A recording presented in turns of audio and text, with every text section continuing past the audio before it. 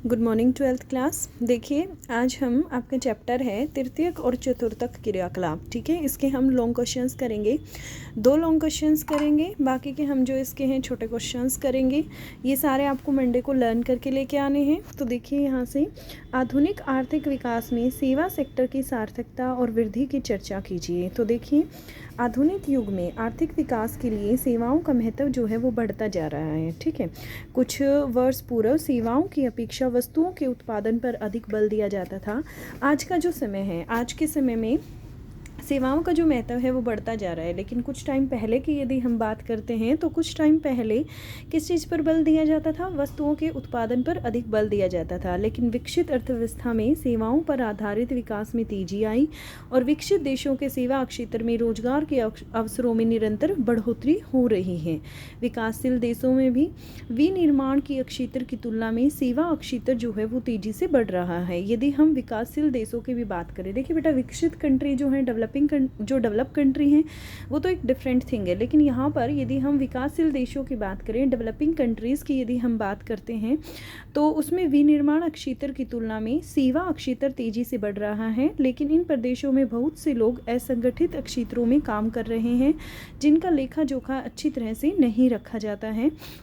उसके बाद यहाँ पर देखिए अधिकतर देशों में विकास की प्रक्रिया जो है वो एक निश्चित क्रम होता है। ठीक है, पहले प्राथमिक क्षेत्र का वर्चस्व होता है और उसके बाद द्वितीयक क्षेत्र का महत्व बढ़ने लग जाता है। सबसे पहले जो व्यापक रूप में फैला हुआ होता है, व्यापक रूप में प्राथमिक क्षेत्र जो है वो फैला हुआ होता है, लेकिन इसके बाद जो द्वितीयक क्षेत्र है उसकी इम्पोर्टेंस, उसकी महत्व जो है वो बढ़ जाता है। ठीक है, अंतिम अवस्थाओं में तृतीयक और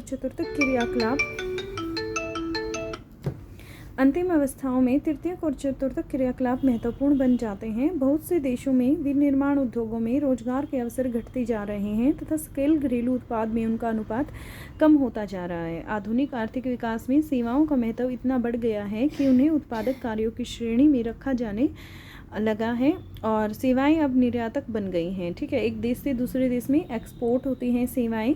कुछ देश जैसे कि स्विट्जरलैंड है, यूनाइटेड किंगडम है, सेवा क्षेत्र में उद्योगों से आगे निकल गए हैं। ठीक है, ये आपके सामने एक क्वेश्चन था कि आधुनिक आर्थिक विकास में जो सर्विस सेक्टर है उसकी आपको सार्थकता तथा उसकी वृद्धि के बारे में आपको यहाँ पर चर्चा करनी थी।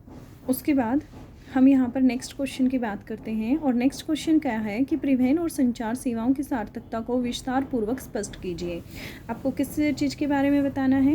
परिवहन और संचार सेवाओं की सार्थकता को बताना है। तो देखिए जो परिवहन की सेवाएं हैं, परिवहन एक ऐसी सेवा है जिससे व्यक्तियों, विनिर्मित माल तथा संपत्ति को भौतिक रूप से एक स्थान से दूसरे स्थान पर ले जाया जाता है। परिवहन की हम बात करें तो ये एक ऐसी सर्विस होती है जिसमें व्यक्तियों को भी, या फिर ऐसा हो सकता है कि कुछ माल हो, ठीक है, या फिर संपत्ति कुछ भी हो, तो ये भौतिक चीज़ों को एक स्थान से दूसरे स्थान पर ले जाया जाता है। ठीक है, मनुष्य के एक स्थान से दूसरे स्थान पर जाने और उसकी मूलभूत आवश्यकताओं को पूरा करने के लिए यह एक ऐसा है, एक संगठित उद्योग है। आधुनिक समाज वस्तुओं के उत्पादन, वितरण और उपभोग में सहायता देने के लिए तीव्र है और सक्षम परिवहन व्यवस्था चाहते हैं। परिवहन दूरी को किलोमीटर दूरी, समय दूरी और लागत दूरी के रूप में मापा जा सकता है। परिवहन के साधन के चयन में समय तथा लागत के संदर्भ में एक क्या है, निर्णायक कारक है। और परिवहन की मांग जनसंख्या के आकार से प्रभावित होती है। जनसंख्या का आकार जितना बड़ा होगा परिवहन की मांग उतनी ही ज़्यादा होगी। ठीक है, परिवहन की मांग किस पे डिपेंड करती है? जनसंख्या पर निर्भर करती है कि जनसंख्या का आकार कैसा है।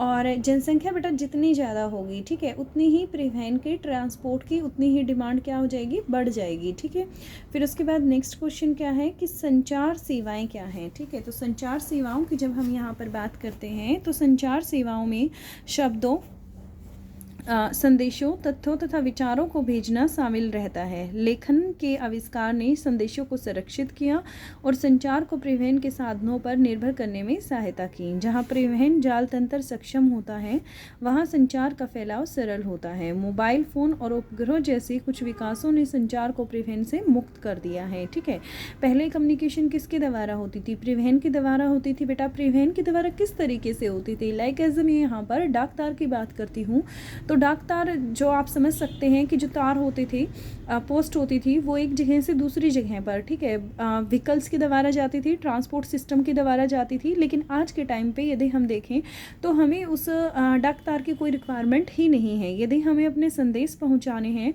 तो बाय यूजिंग मोबाइल फ़ोन और सैटेलाइट्स, ठीक है, इन सभी चीज़ों की वजह से हम क्या कर सकते हैं, अब अपने संदेशों को ऐसे ही एक जगह से दूसरी जगह पर पहुंचा सकते हैं। इसलिए हमें इन चीज़ों में परिवहन की कोई ज़रूरत नहीं होती है।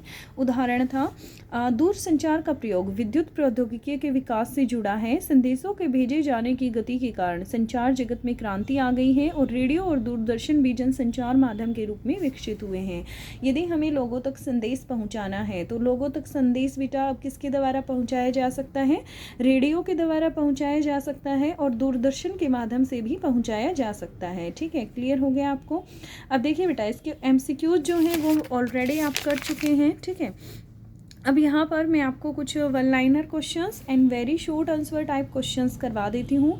तो वन लाइनर देखिए, किसी एक तृतीय क्रियाकलाप का उदाहरण आपको देना है जो टर्सरी एक्टिविटीज़ में सम्मिलित हैं, वो आपको एक एग्जाम्पल देना है। तो व्यापार है। यूरोप का प्रमुख वैश्विक नगर कौन सा है? Second question, this is London. और एशिया का प्रमुख वैश्विक नगर की बात करें तो Tokyo is the capital of Japan. ठीक है, and London is the capital of England. Clear.